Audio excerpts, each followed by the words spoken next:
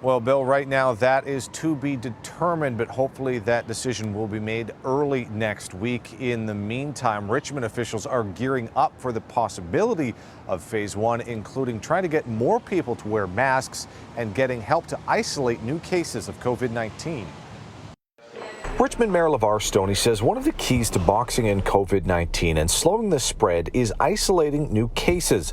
But he adds not everyone has the ability to do so without putting others in their home at risk. I've been to homes in parts of Richmond where there are sometimes 6, 7 people living in a 2-bedroom apartment. So to help infected people in those types of scenarios, the city says it's launching a new program using federal aid money and local partnerships. We will be offering individuals with demonstrated need an opportunity to isolate safely and securely in hotel units throughout the city. Stoney says they'll also help those patients with food and health care during the isolation.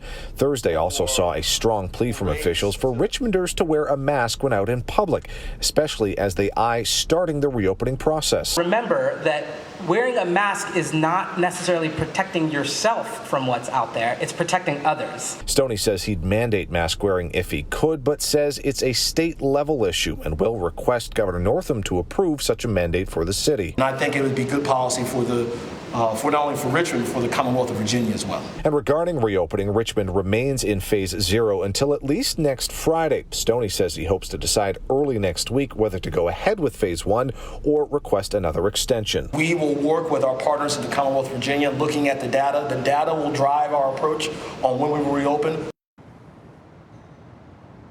Now, also today, the Richmond Public School Superintendent Jason Camrus says that they have given out Chromebooks to all students who have requested one at the high school, middle school, and elementary school level, and they'll be working with preschool students next week. He adds they have now confirmed that the meal distribution program will continue throughout the summer, and so far during this pandemic, they have handed out over 600,000 meals.